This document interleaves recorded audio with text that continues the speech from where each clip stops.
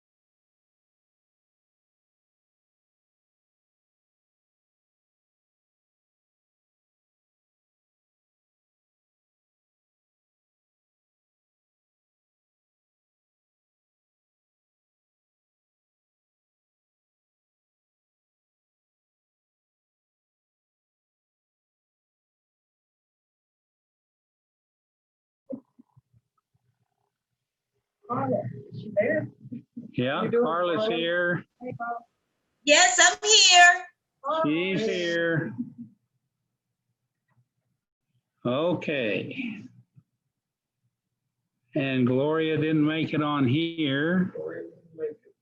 She was going to try. I sent her the link, but She might even be at the hospital. Oh, my, that's. Oh, yeah, it's that bad. okay. Now let's see if I can get to the rest of my stuff.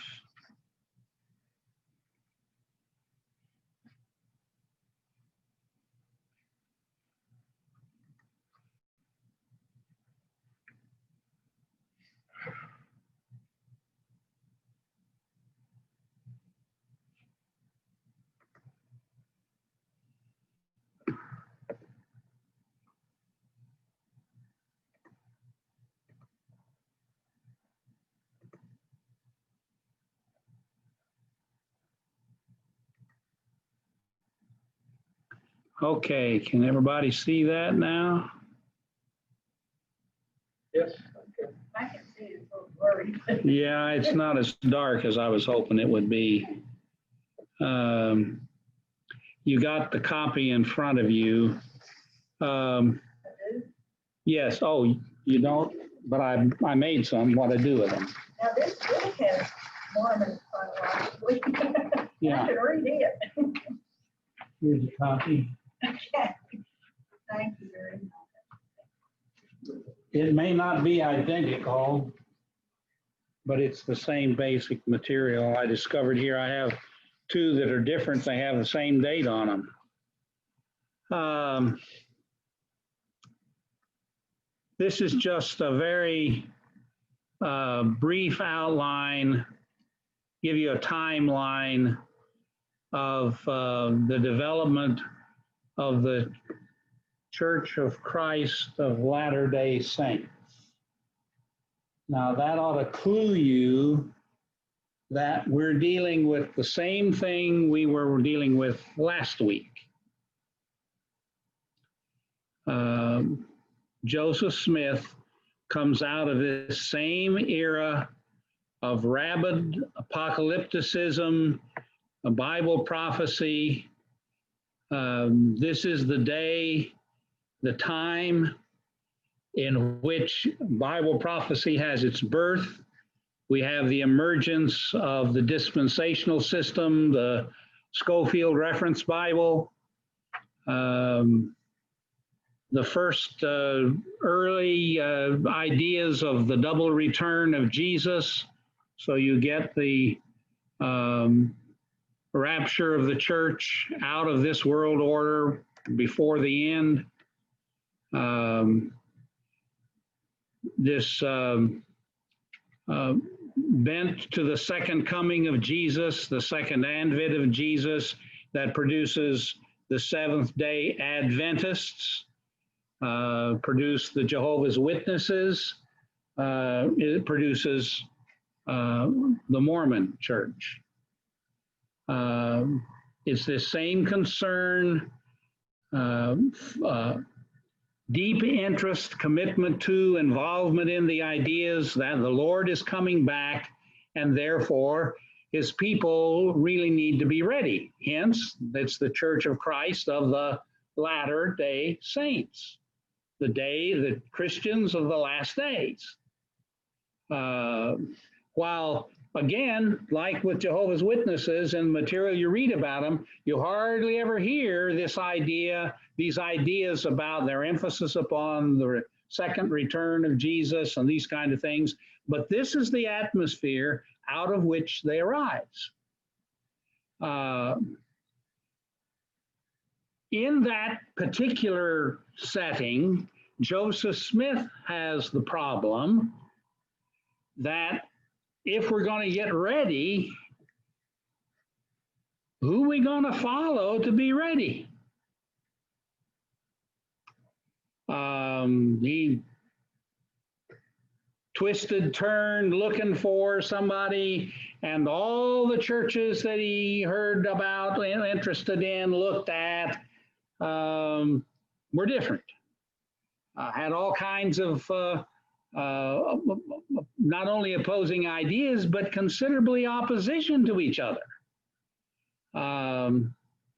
And so you will see within the emergence of the Church of the Latter-day Saints, like Jehovah's Witnesses, a real rejection, repudiation of all the rest of the world of Christendom. Their doctrines, their practices, Joseph Smith concludes, are abominations in God's sight. And this is a conclusion that he feels has been reinforced by actual revelation from God. The Christian world is so messed up that there's no way you could begin to right the ship. And therefore, you need a whole new approach. You need a whole new idea. And that's what he receives. Beginning in the 1820s, he begins to have appearances, visions, helping him understand God and draw near to him. And now this ought to be a clue to you that this, of course, gives him a premise that is significantly opposed to traditional Christianity, which is firmly based on the Bible and the tradition, developed by this cohesive institution of Christianity through the centuries. And the first thing that raises the hackles of us traditional Christians, you see, is somebody who suggests that new information is being introduced. Because we're firmly fixed on the apostolic and tradition of the church. He starts out with new things, new source. Now remember, Russell with the Jehovah's Witnesses has the same element. There is the belief that they have become the new prophets, a new work of God in the latter days to get his people ready for Jesus' return. For Smith, this culminates in the visions that he has beginning in 1823 with the angel. And here you get the problem you have frequently in the material related to them, different names. Angel appears and ultimately reveals to him the site of these golden plates. And when he goes and digs them up, he finds them with what he calls the Urim and the Thummim, the two objects of the high priest in the Old Testament, which nobody knows exactly what they were, but they were probably some kind of a situation where you could get a yes-no answer to a question. Which one you pulled out, which color, or some kind of an operation like that. He calls them this, but in the discussions that go on and the reports that are made about this encounter and this discovery and his work in translating these plates that are written in he calls a Reformed Egyptian, it appears that it was some kind of looking apparatus. One of the guys who reports having been asked to assess this in its discovery says it was described to him like eyeglasses, spectacles, except they were huge. So big, in fact, that you only looked through one lens to see what you were seeing. Others have suggested that it was some kind of a object, and in that day there was a peepstone object that you put in an enclosed place and you looked into, and it was like a crystal ball or something like that, and you could see things through this or by means of this rock. There's all kinds of complications to the story about the translation of this material. As to who helped him, who saw it besides him. Parts of it were lost. There's a new book out, the 116 pages of the Book of Mormon, written by a fellow who, while he hasn't found the 116 pages of this very, very first translation work that was done, he thinks he's got a pretty good idea of what was on there. So, another book for you to buy if you're interested in that kind of thing. So the actual finished product, the Book of Mormon, so called, because the final author of this material that Joseph Smith finds was the angel Mormon. Not the angel, may have been angelic, but he's simply one of the descendants in this long line of people in the story of the book who is the one who records the last material that's put in this book before it's buried. That's where you get the word, the name Mormon, and the Mormons have been stuck with it ever since, and they're making a valiant effort right now to displace it, insisting that they should never be referred to, and they will never use that word, but only as the Church of Christ of the Latter-day Saints. How well that happens, we don't know.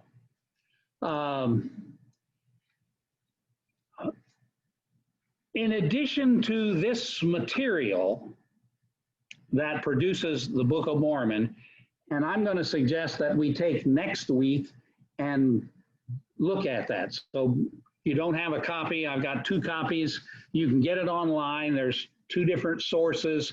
There's a site called Sacred Texts, and it has the copies of religious documents of everybody in the world that they can collect.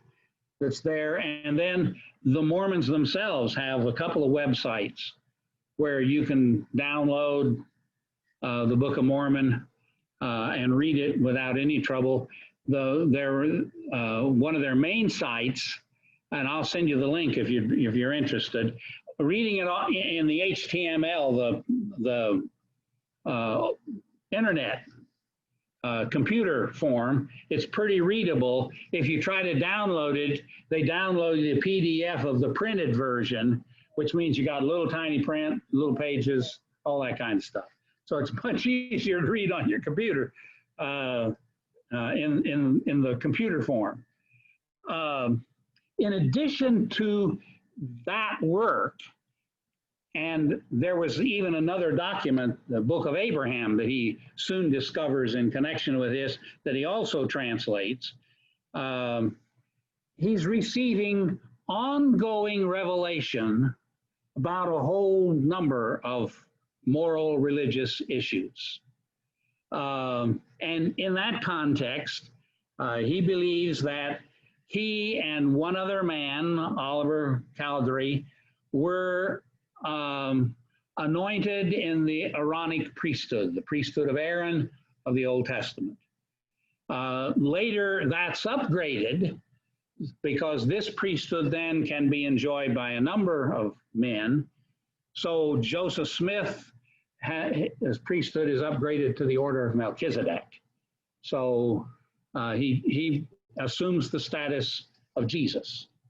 Remember in the book of Hebrews, one of the unusual things that the writer uses to point out the singularity and the uniqueness of Jesus is that he functions as a priest in spite of the fact he's not of the tribe of Aaron, he's of the tribe of Judah.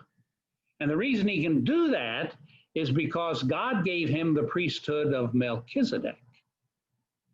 And he even uses the psalm that the Lord promises to somebody that priesthood of Melchizedek. So Joseph Smith eventually feels that that's been conferred upon him and two other men, so that now you have in the structure the president of the church and two other men, two other counselors. So there's a triumvirate of three men at the very top. Not quite equal, because the president has a little more status than the other two, but he's equally important. The Book of Mormon is finally published in 1830.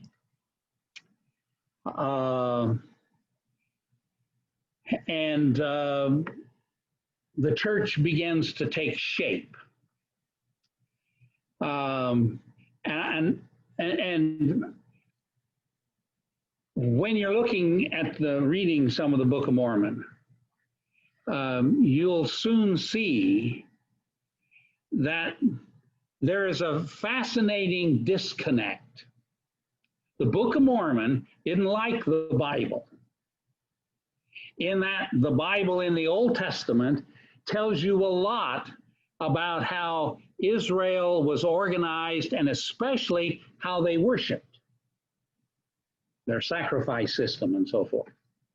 In the New Testament, you have a great deal that talks about how the Christians gather and relate to each other. You get a lot of clues about church organization and that kind of thing. And you get the teachings that go along with that. You don't get that in the Book of Mormon. The Book of Mormon is this story of these, basically one group of Jews who leave Jerusalem in Jeremiah's day, when it's about to be or has been captured by the Babylonians, and they travel down through Saudi Arabia, eventually get on a ship and end up in the Western Hemisphere and start a whole new civilization here. The story, of course, advances to the place that Jesus, after his resurrection sometime, visits them and produces the Church of Christ here in the Western Hemisphere.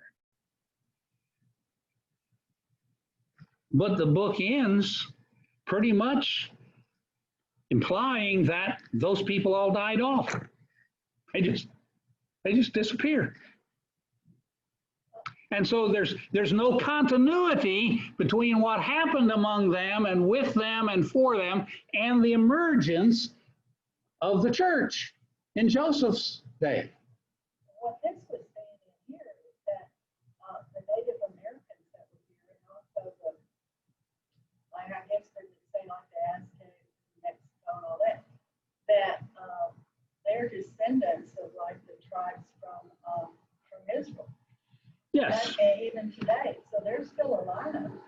Well, So that's and so that's where what amazed me about this study was that when it went back further than with him starting the church. Oh yeah, He got this idea from everybody there, thought that a lot of them thought the same way, even ministers, and they were all preaching it. And it goes back to 600 BC. Yeah, but when they left and came over. Yeah, but the point is that what's in the Book of Mormon you could read the Book of Mormon and never produce the Mormon Church. But it's not. It wouldn't be like the Bible. No, yeah, but it's not even used the same way. No. It's not even the source for most of the doctrines and practices of the Mormon Church, because they simply aren't there. Because every time they have a new head, a new person, Yeah. they can switch it. Like when they started out, polygamy was wrong. Then Joseph Smith gets the big idea. Oh no, it's okay. Then after he left, Brigham Young, okay, that's okay. But now they've gone. It depends on who's the head of it. So like you're saying, forget about the book because they change it all the time. Well, because you see, they're operating from this immediate, ongoing stream of revelation. Right. So that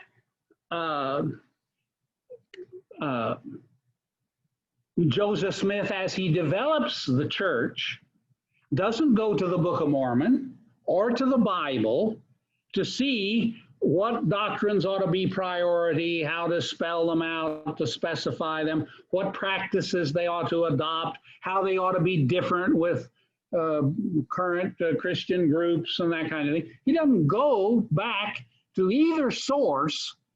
He gets fresh revelation. Well, he gets He- it, doesn't he? He gets new information. And so From the the- angels. Yeah.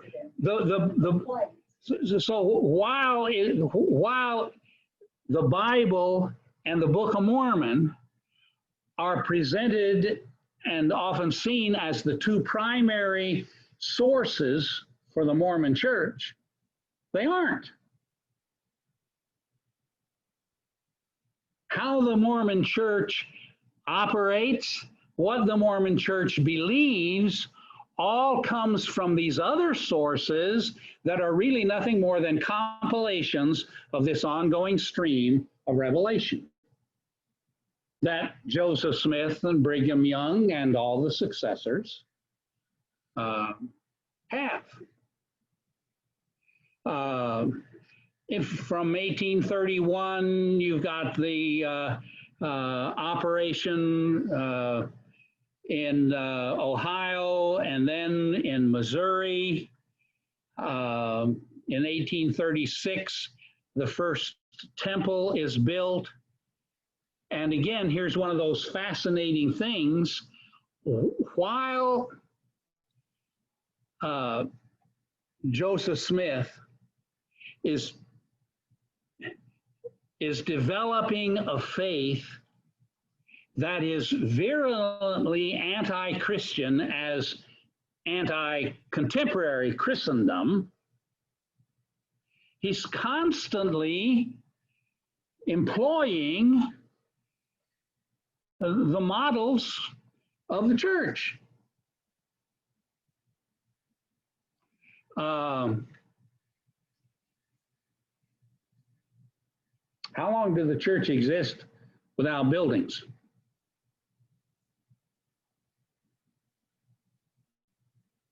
Couple hundred years before they started building buildings, before they even started using buildings of any kind.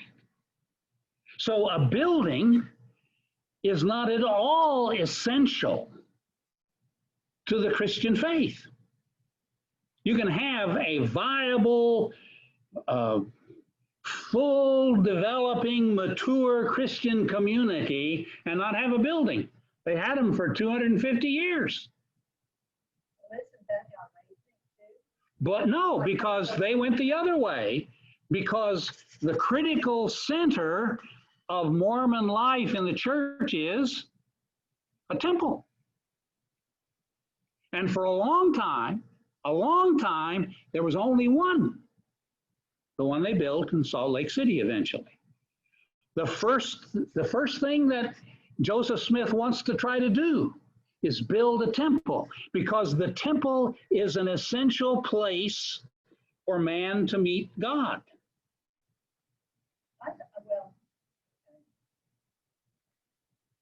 And I thought that their belief is like more or less we're all like God and everybody, and that they obviously must believe like in reincarnation, because it's like you're good to the saints, they call you. You're good to your wife and your kids because in another life you have that same wife and kids, and then when you're coming into this world, that's why so many of them have so many kids.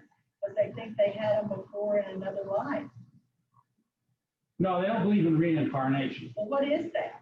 That the permanency of the family that starts now, but it doesn't keep reappearing. Well, that's what they say in this book, that's what they believe, that they keep having children and children because they're the same children, and that's why you should respect your husband and everything, because it's like for eternity. Yes, but it So doesn't. you were his wife then, you're going to be his wife in 200 years when you come back. No, you don't come back. You don't keep coming, you don't keep recycling. I don't know. No, that's not, we'll look into it, but I'm pretty sure that they don't believe in reincarnation. That the spirit person comes here for this one trip in order to be tested. And when you die, you move into eternity. And depending on what your status was, where then you spend eternity, but you don't come back again to go through this again. I understand that, but I think that that's the difference between being just you and I, that's not a Mormon. They do believe that, say, I'm not a Mormon, that I with good works and all this, I may never be the top part of heaven, but I might get into the second or the third. Now, the third would be like where you really have to learn and stuff, because it would be more like a purgatory, you know. But for a Mormon up here, that's what I thought that said, that they are more or less coming back. I know it doesn't say that. We'll look into it and see, but I don't think so. I think, I'm pretty sure that this is a one-time experience here. Right. And we'll move into this eternal situation. But, Well, they also believed, or he did, that Jesus, after his resurrection, like you said, came, you know. So do they really believe there's a second coming? Because he's already. yes, that's what they started with. Again, see, the interesting thing about this is they grow out of this looking for, preparing for his ultimate return. But it does not become as it does with the dispensationalists or the Seventh-day Adventists. It doesn't become a central doctrine of their concern, so that this is an singular event for which they're looking. And mainly that doesn't become a central thing for them, because they develop this idea of eternal existence in which this life is simply a transitory thing. And so there isn't the timeline that there is in the traditional prophetic view of the Lord's return. So that doesn't become near the critical issue that it does for the Seventh-day Adventists, for instance. Do they really talk about Jesus that much? What I read here, I don't think they did. I mean, Well, he was a man part of what you have to wrestle with here is the fact that, especially in the last 50 years,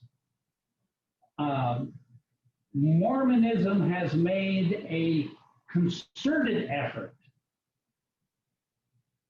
to fulfill this original vision of preparing God's people. And so, unlike some evangelistic groups today, who openly talk about the fact that we're not interested in the people that go to church. We want to reach the unchurched people. The Mormons are trying to evangelize even the church, I mean the traditional church, because they, of course, need it as badly as anybody. And therefore, there has been a significant rebirth of Christian themes, Christian terminology, Christian ideas among them. They don't apologize, they don't hide their views about various doctrines, but they're not confrontational like the Jehovah's Witnesses are. They're not trying to show you where you were wrong. They simply want to lead you into the greater truth. And so they make a real effort to present themselves as simply a slightly alternative view of Christianity. And so Jesus is big in their presentation. He's up front. much more than he would have been was in, say, the first 75 years. He's still seen as the real Savior. And so he's critical.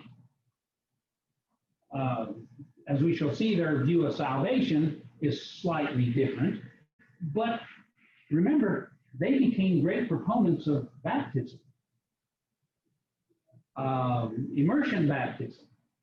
And it becomes a very, very important practice and ceremony for them, for which they need the temples.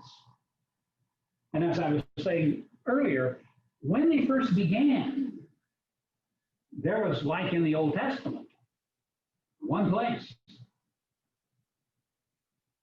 And the only reason they finally began to lessen that was there got to be so many of them, so many places, that there was no way that they could all come to the temple in Salt Lake City if they wanted to. And they were so far away they could never get there. And so gradually now they've allowed temples to be built, various places around the world, so people can go to get these special rites that are only done in the temple. Well, like here in Houston, the only thing I could think of is one in spring. Yeah, there's one here. Anymore? No, not around here. Just spring. Just spring, and it's only in the Houston area, and you can't find. I don't know where the closest one is, but it's not close. No, spring is. See, this whole Gulf Coast, Hard Southwest to get there. area, I don't know where there's another one in Probably this, not one. and because this was the place, just like it was in the theory in the Old Testament, only place.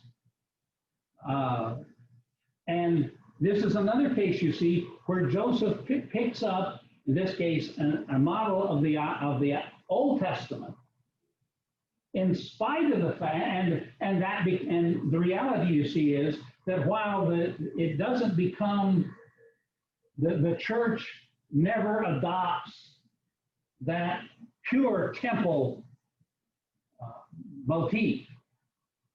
The church building, and especially the central church buildings, the cathedrals of the medieval church, become very critical places. And things only happen here. And if you want this, you got to go here. So that he, instead of going the opposite direction and saying, well, the church is wrong about a lot of things, and one of the things they're really wrong about is the idea that God's ever settled, that God's committed to a place, that you got to have a certain place, because this is his world, this is his universe. He fills the place. We're in his presence anywhere we are. He can bless us anywhere we are, bless us in any special way, any special covenantal blessing that he wants to, a special eternal marriage, special baptism. Why can't he do that anywhere? But instead, he falls back to the earlier traditional view and adopts the temple as a very central thing. And when they develop in Salt Lake City, the temple is the real center heart, but it's a small building. The tabernacle next door that they meet in is a monstrosity. And they built a new one now that's a huge arena. Because they needed a gathering place to come together. And so they have this big building, but it was just a tabernacle. It was just a place to meet. The temple is the place where things happen. Yeah, your eternal weddings, your eternal baptisms, and your funeral. And you can't get in there unless you are a Mormon. Right. And you can't get in there even if you're a Mormon unless you have been protocoled and all this kind of thing. Because it's a special place for very, very special things. Well, talking about Utah, could you explain to me, I know I read this too, where Joseph Smith and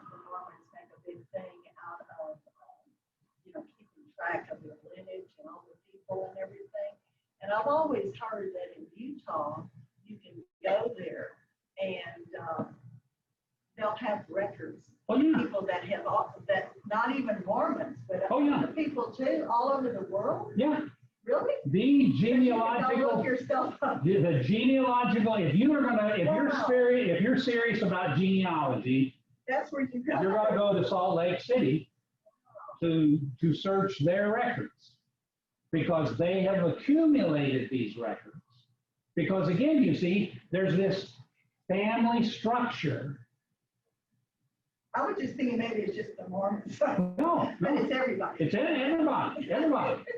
Because you never know, you see, when a person is going to become a Mormon, and therefore his whole genealogy now is important because now you see he can be baptized for his ancestors. He can secure the salvation of his ancestors. Right. So he needs to know who they are. So since you never know who's going to be, come on, you got to find records for everybody. Census records, church records, and that it's a massive undertaking that they have done. Oh, I'd like to go there just to look. Huge library operation. Wow. You can access the information on the internet. It's all been computerized now. Of course, there are all these old records that they haven't gotten digitalized yet. That if you're searching back in 1320, you may have to go back and you'll see the microfilm or whatever. But they spend huge amounts of money. But they've got huge amounts of money. Yes. That's one thing about them. Yes. They're filthy rich. Yes. And that's but one good thing about being a Latter-day Saint, you probably get real rich. Well, there's a lot who aren't. Well, yeah, but There's a lot who aren't. I was looking at this going, they have Marriott Hotel, the president of that, and all of these people. Yeah, they've got the investments. Lots of money. Oh yeah, huge amount. Those people who are concerned about tax exempt issues, the Mormon church is on top of their list. Mormons and the Catholics are at the top of their list. Yeah, and because there are all kinds of holdings, and it's church, so the major development of what we know as the church today comes out of this experience in Carthage, Missouri, where Smith is killed and the church splinters over who's to lead them. And out of that, Brigham Young, who was one of the leaders, I'm not sure he was an apostle, one of the 12 at that time, but he was close to that level of leadership, coalesces a number of people around him. And very soon after that tragic event, they decide the best bet is to get out of here where we're going to be constantly facing opposition and even mobs, and let's go off by ourselves somewhere. And so they take off. Why did they kill him? Why? He was Because in of jail. self-belief? They were just He was because, in a jail. because, well, there are several factors.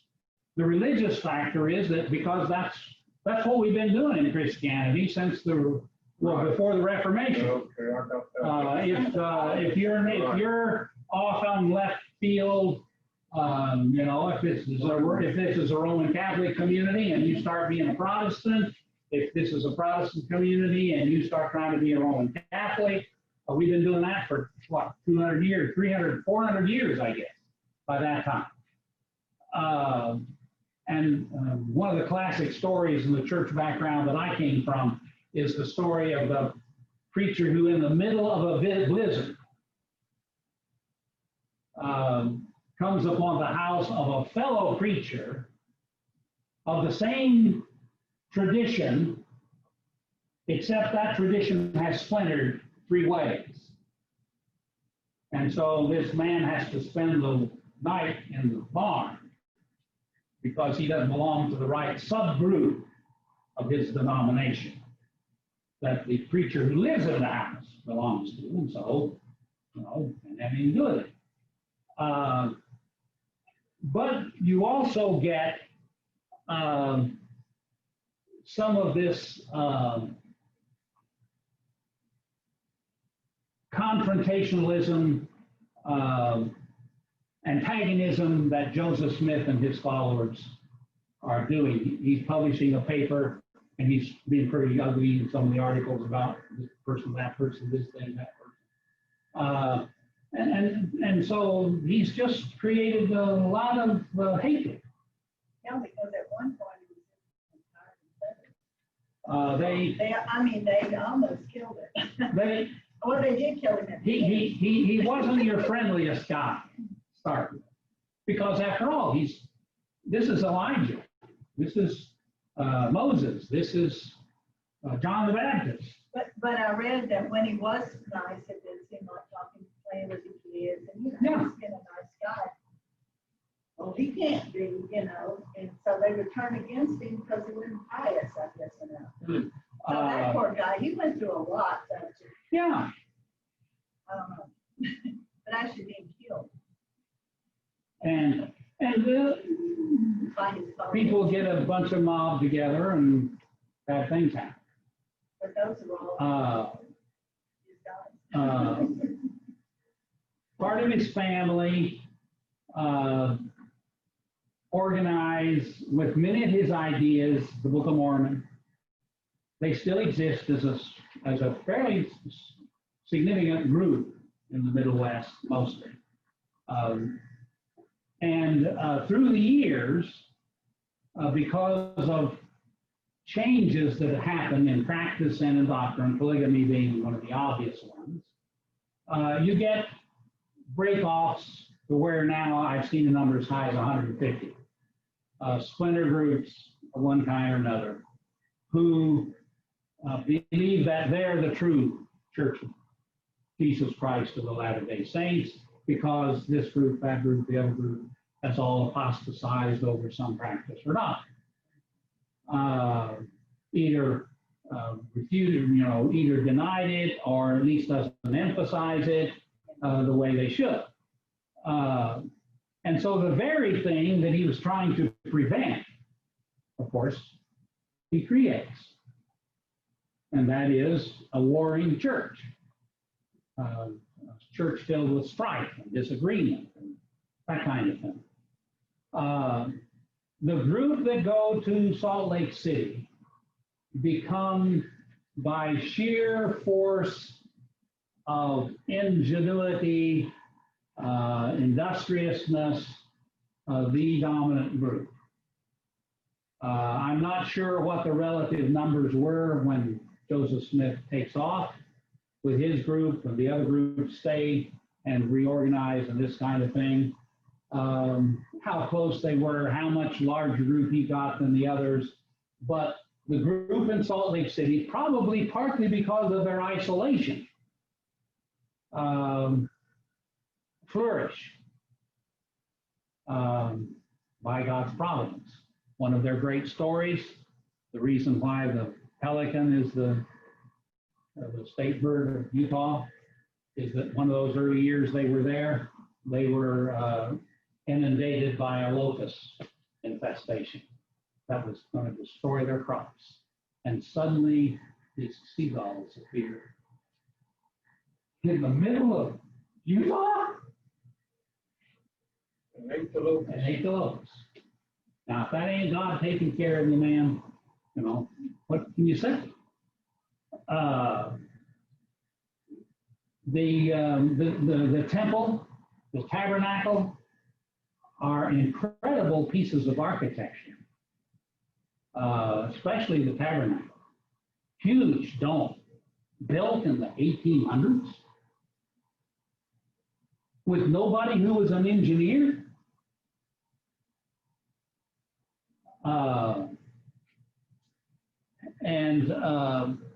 There,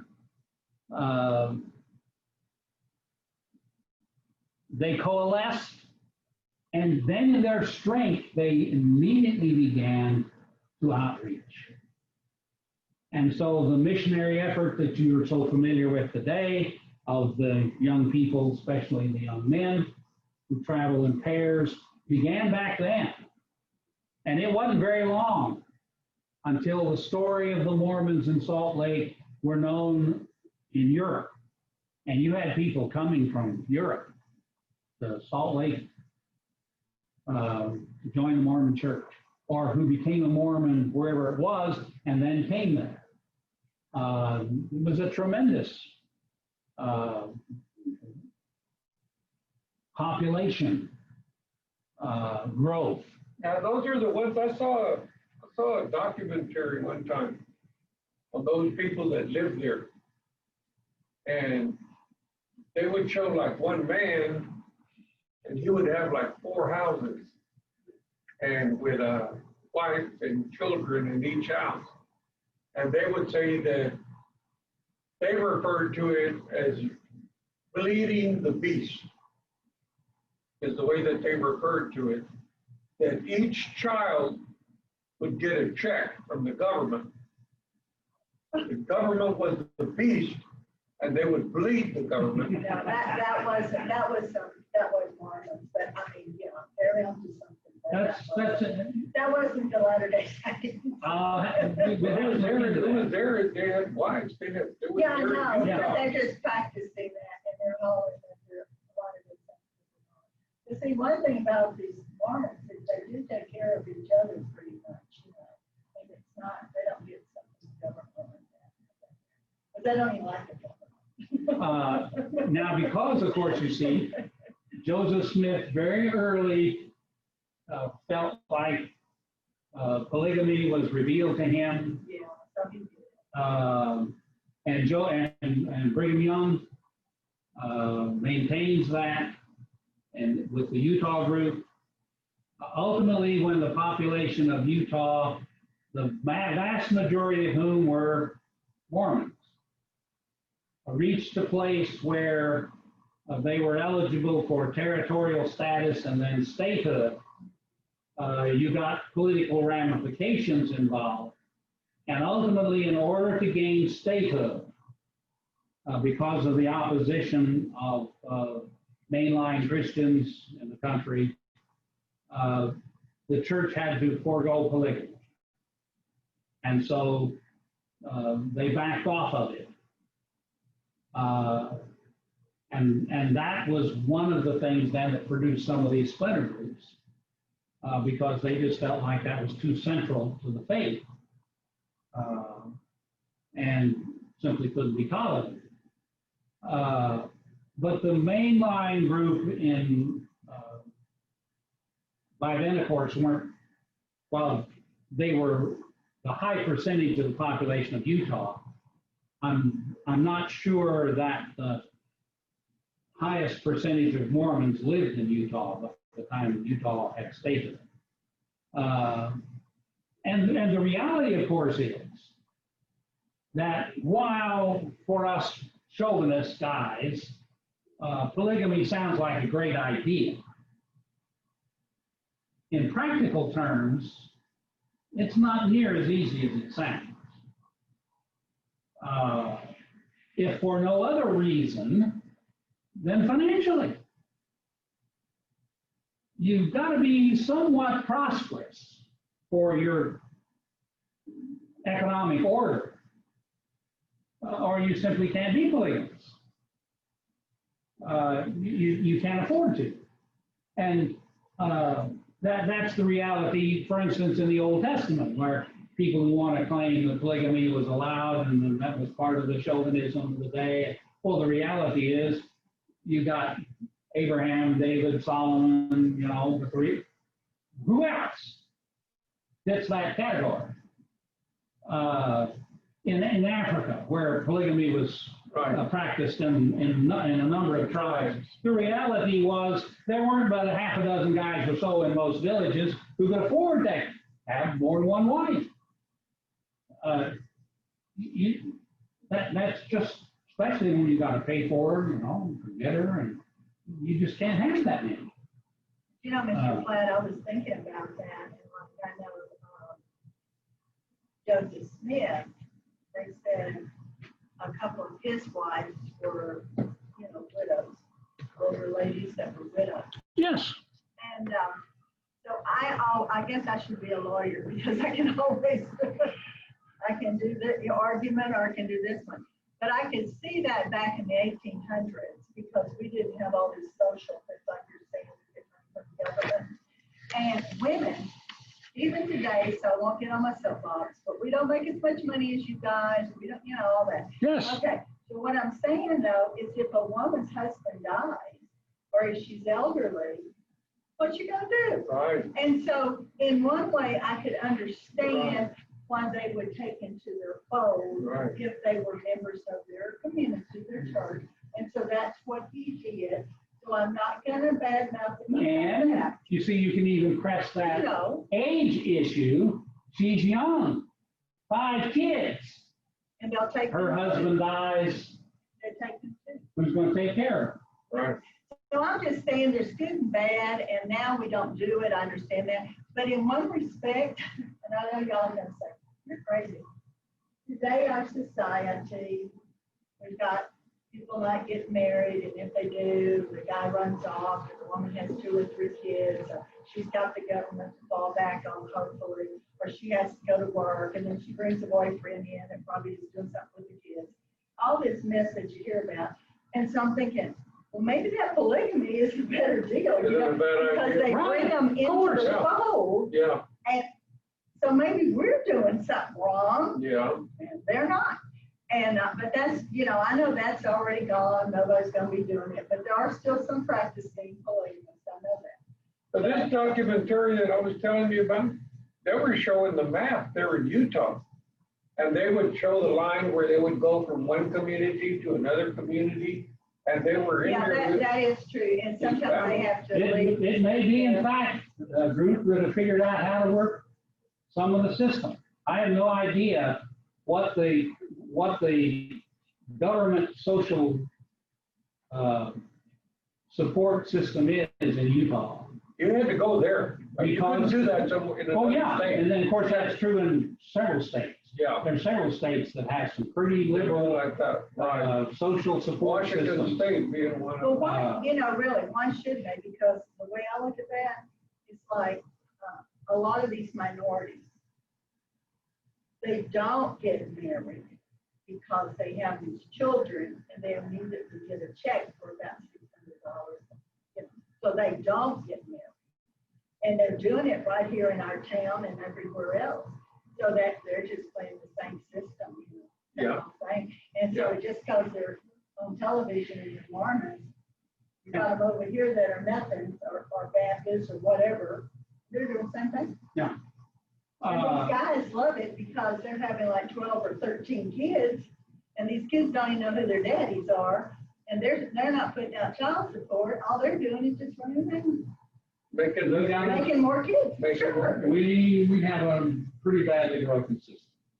Exactly. And We the have reality broken is, people. We have It didn't happen until the 40s and the 50s. Well, in the 70s, supposedly, they did away with polygamy. Is that correct? They did. The Mormon church does it. Way back in 18 something when they become a state. It's on this timeline. Yes, sir. I understand what you're saying, but I think I read that it was in the 1970s. The reason I'm thinking that is because remember, it was on TV probably Yeah. about 10 years ago, and they put them in jail and they did all this stuff.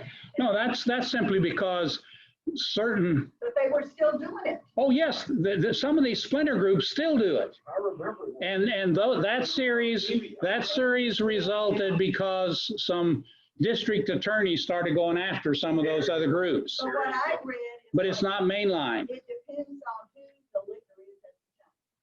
Like Joseph Smith, he didn't want polygamy at first. And then she comes along about 10 years later, hey, let's have polygamy. So they started it.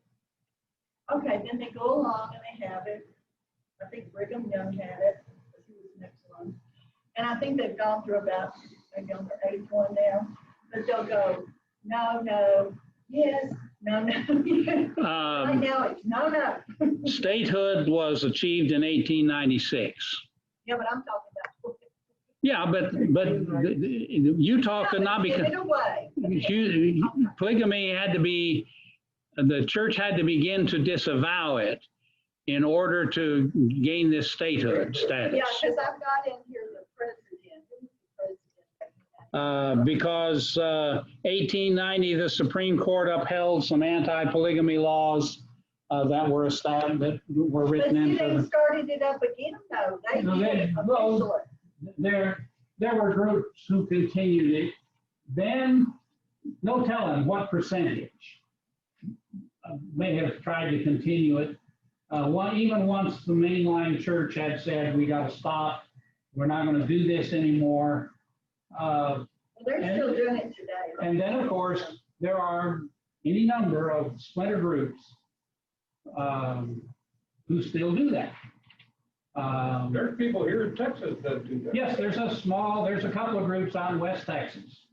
Well, let me ask you this, like, I remember like Romney's father, that Mormons were in Mexico, and that's where he initially, Yes. over there. Well, how many countries are they in? They're all over the world. They're all over the world? Yeah. Okay. And have been since very early. But Their they're, missionary effort was never just limited to the States. They went international. but they're still led by the man that's over it, Yes. Salt Lake City. The So if main, there's no polygamy, there shouldn't be polygamy in Correct. Europe. yeah, in mainline Mormonism, Okay, there is no polygamy. okay, yeah, now, yeah, But as I said, there are all kinds of small groups yeah. and people probably to this day who were born Mormon, who even convert to Mormonism, who get pulled into one of these splinter groups. Just like you get people who join churches today who get pulled into one of these Christian, supposedly Christian-oriented Aryan groups or something like that. But they started out, see, not really doing that. No, Later initially, on, he decides he wants to. and as I said, even once it's done, the reality is it doesn't become the common practice. It just doesn't work that way. And one of the other consequences you see, if you have widespread polygamy, that where most of the men in the community have multiple wives, what happens? You got a whole bunch of bachelors. You got a whole bunch of guys for whom there are no women.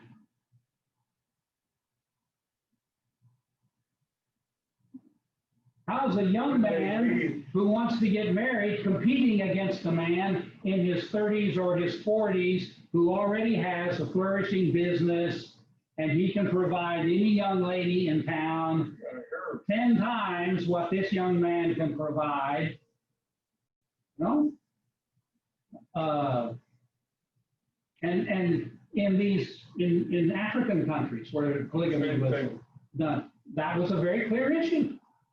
You had single men, more single men than you could, than the village could handle. It's like in China.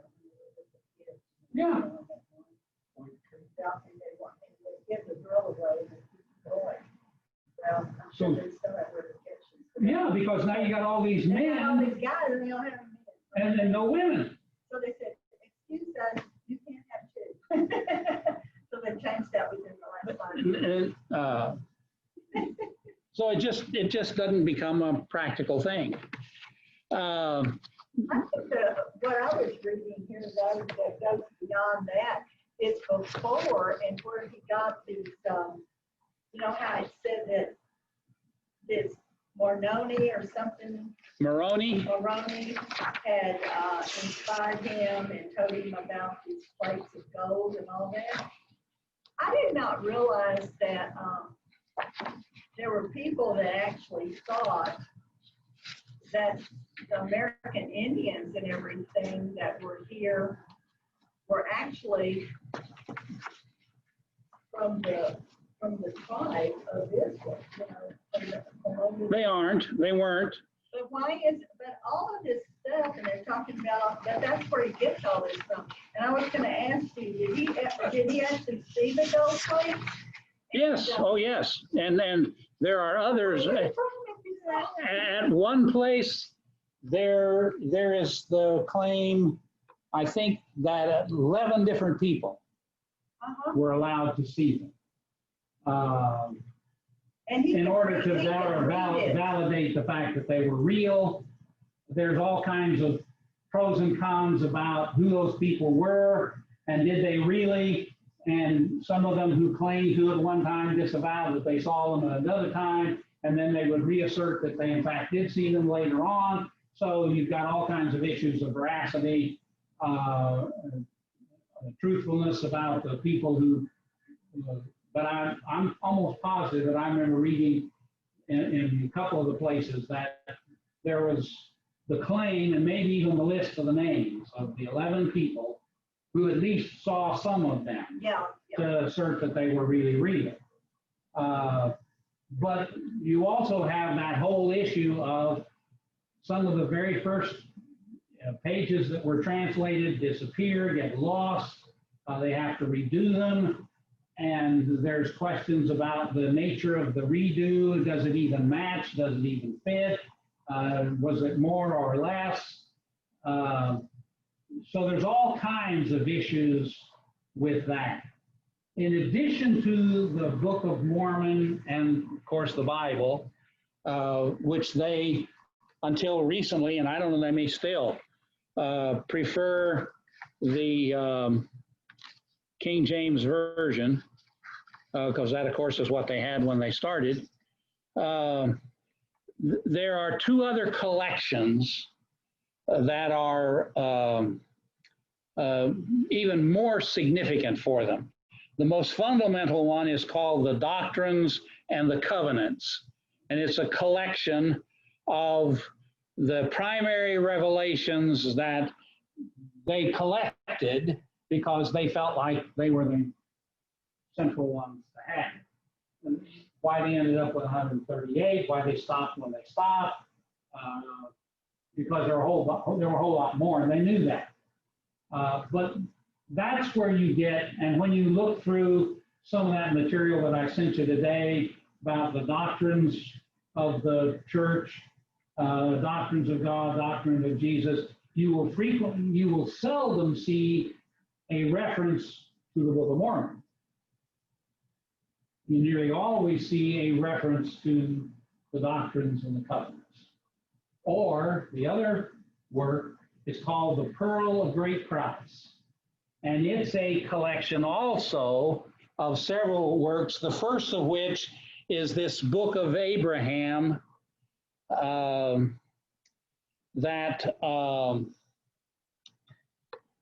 Joseph Smith translates from some Egyptian document that he finds. That's supposed to be on the plates. It wasn't the main plates. I'm not even sure in what connection it was, but it was a separate document. And I think that it was separate enough that there was even a copy made of it.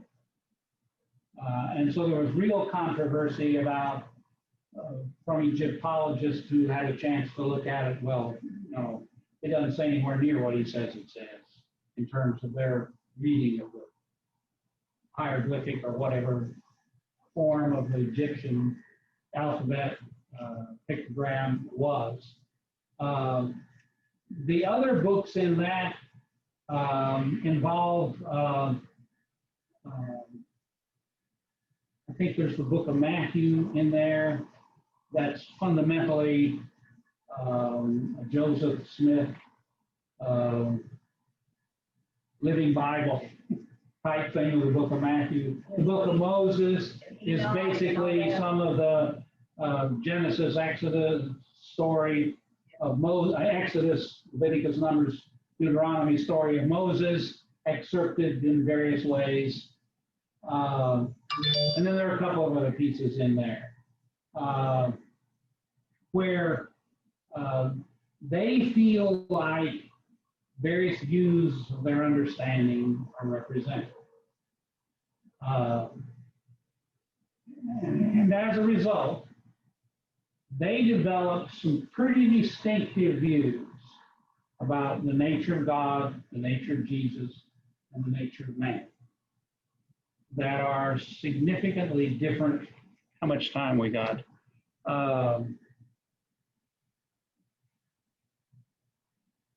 Just a few minutes. Well, I guess so, because they go back supposedly like 600 BC. They came over here, this group, to the United States, and they lived. Well, it may not have been here, maybe a little south of here. No, they said to the Americas. Yeah, to the Americas, but it's South nearly America, always Central America. it's nearly always Central or South America in the discussions. But who knows? Well, they say that the Indians that we have here in America, the American Indians, were supposed to link way back to. Well, in order for these people to quote disappear, who were here, they had to go somewhere, and so the natural explanation is that once they, in the story in the Book of Mormon, you read about their decline after Jesus comes and visits them, and there's several hundred years of great spirituality, and then gradually they become more worldly and more involved in war, and they're killing each other off. And the last scribe finishes the story, and then they just kind of fade away. Well, the natural thing is that lost in identity of their faith, they would simply intermarry with surrounding peoples, which were the American Indian, or the Western Hemisphere Indian, of whole variety, far greater variety than we ever think about, know about. The people who study that are just way beyond us in terms of the different groups they've identified as inhabiting this country, this whole Western Hemisphere. Well, they bring up in this book, like where he was originally in New York. That's where the Iroquois were. And the Iroquois were supposed to, they believe the people back in 1800 had left a lot of, I guess, coins and gold and stuff like that buried. And so he was one of those people, along with his father and all of them, that would go out and look. But there were a lot of people that did that. But what they said about the Iroquois, and I guess the reason they got rid of a lot of them, but there still are some up there now. But they got rid of a lot of them, I guess, because they sided with the British. Or first the French. Well, they sided with the British, especially during the American Revolution. Yes, yes. So they killed The Indians were used. Yeah, but the reality in terms of the American Indians, and that's up and down the issue. Yeah. The vast majority of Indians weren't intentionally killed. They didn't have to be. No, they were mad because everybody was over here taking their land. We so they didn't killed have them to. off with our diseases. No, we killed them off with our diseases. But they came over here. We didn't go over there. Of course. So they And, killed them. they had every reason to be upset. Stay warm with these blankets. I'm still and, mad. yeah.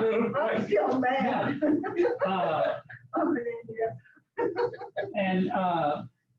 And so their view, and there's somebody related to them has a website now that Only one left.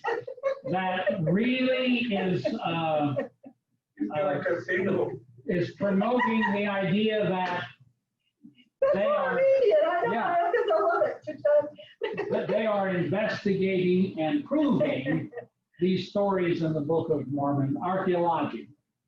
Oh, really? That's Okay, interesting. yeah. Yeah, except that the opponents, of course, one of the issues with the Book of Mormon from the negative standpoint is the fact that none of those places in the Book of Mormon have ever begun to be identified in any way at all with respect to the time factor that would have been involved.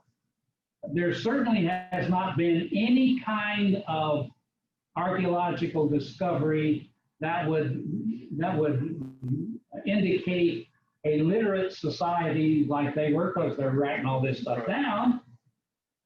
They would have been writing other stuff, and some of that stuff should have gotten thrown into the trash, that would have gotten buried, and we'd have stumbled across it, an inscription, a document of some kind, and nothing like that has yet been found. Well, he found it. He found this place. Yeah, he found the plates, he said. Hello. But we haven't found anything else to corroborate those plates. Well, it's all, you know, I came over here, I guess, from Egypt, and that's where they landed with And, it. And then this is, yeah, but we don't have any record of them. no. And Well, then let me ask you this, though. When you go like into Mexico and stuff, and you see all those big temples and all that, the Aztec, well, not Aztec, but anyway, some There's of the them Mayans built, there. thank you very Yeah. much. I knew it wasn't that. Anyway, that built those huge temples and stuff, and that was way back. I mean, so I know we're not looking for anything here, maybe, but there is something there. And like y'all said, it wasn't America. It was the And I think if you did the chronology, you could assume, and I forgot now what the timeline is for how soon, but I always had the impression that the visit of Jesus to the people here was soon after his resurrection. That's what they said, but is that true? And if that's true, then you see you're It's supposed to be you're true. 1,000 years ahead of any of the major Western Hemisphere civilizations of significance. The Incas, To the future. you're way ahead of them. So that the Book of Mormon would precede all of the major Indian civilizations in the Americas. So they can justify that they were here, and can even, you see, justify that in fact it's them who had the seed for these great Mayan and Aztec civilizations. And there has been in the past, totally apart from the Book of Mormon and the Mormon convictions, there have been people who have argued and felt like they had some evidence, some inscription evidence that this looks like Egyptian, that make the connection between the ancient civilizations of the Middle East, particularly Egypt, and the two major Indian civilizations in the Western Hemisphere, the Aztecs and the Mayans. Well, then also, haven't they really thought about that, say in Arizona, New Mexico, with the Indians, American Indians, that I think they're so religious, but they have certain things that they believe that was back in that time. Yes. Because I've heard that and read that. And There's actually portals or something that say that. Right. That takes them into the other world. they, Because they're very religious. I don't know. It's terribly difficult, you see, to just flat say that we're never going to find a piece of evidence that might support this story. So they don't have any problem with the fact, well, so far we haven't found anything. Well, yeah, but because their story is so old. But as I said in the beginning, the fascinating thing is, so the Book of Mormon is true. There really were some Jews who came over here. Some of them supposedly came at the Tower of Babel. There's not much about them in the story. The main story is about these who come at the captivity and come over here. Populated. So this is true. And Jesus came and visited with them. So that's true. There is no continuity between those people and Jesus and today. Why go back there when we have the continuous tradition back to Jesus through Christianity? Yeah, but I think you're trying to say this was even before. Yeah, it was, but it doesn't make any difference because when Jesus comes to them, he brings to them exactly what he brings in the New Testament. Well, that, I mean, we're not disputing Jesus or anything. We're just saying that, I guess people did come and populate, some areas here. And so, and he could come back because, So, Jesus. Why? And the reality, of course, you see is he doesn't go to there. He doesn't use that because there's nothing there to use to build a church. There's you'll see it when you read it. When you look at the Book of Mormon this week, particularly look at 3rd Nephi, which is the book in which Jesus comes, and read the story there.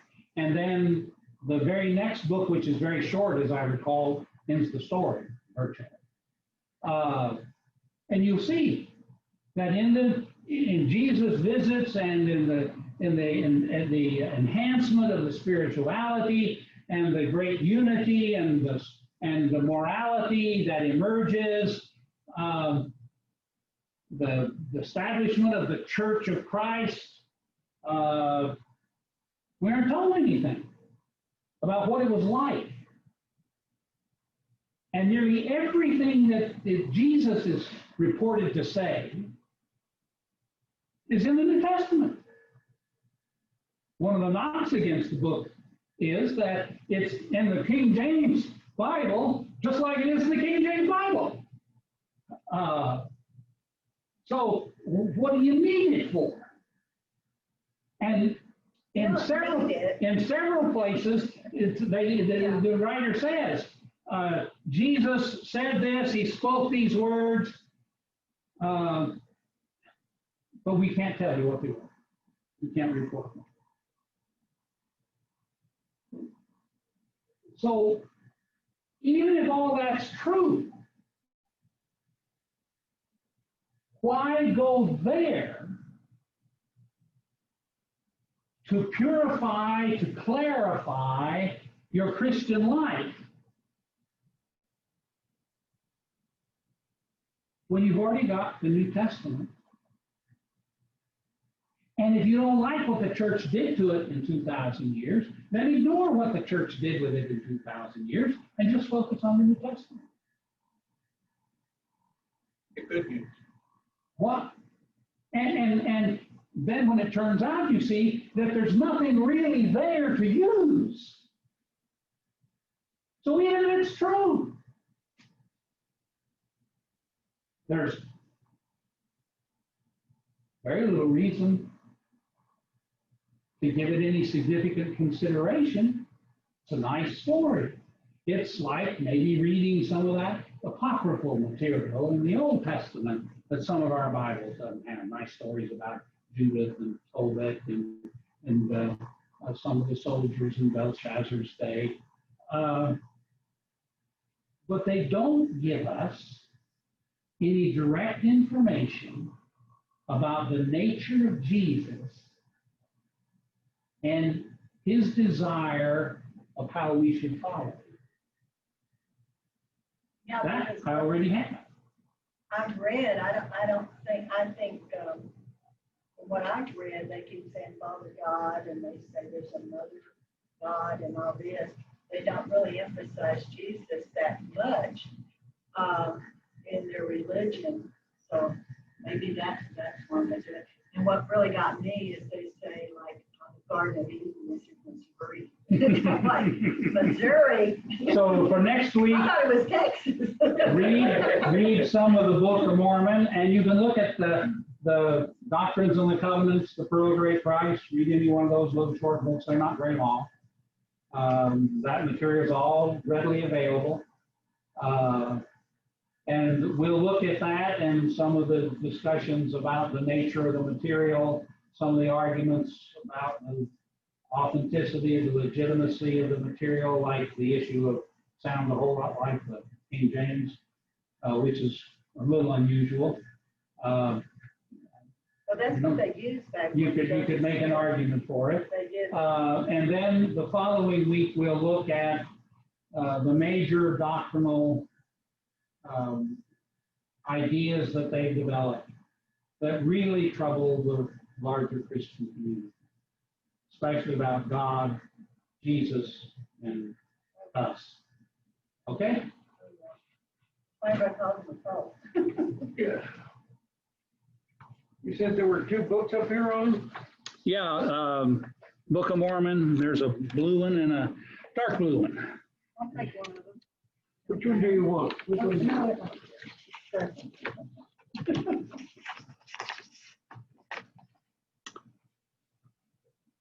This little, Carla fell asleep. Good night, Carla.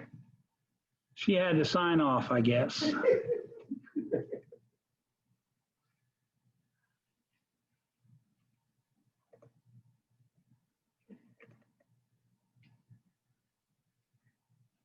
I've always thought it was, interesting, like the pyramids and all that, people that did that. Yeah, I've always thought that was. I stumbled across years ago a scholar, what status he really is, you never know, who had done some work on the pyramid stones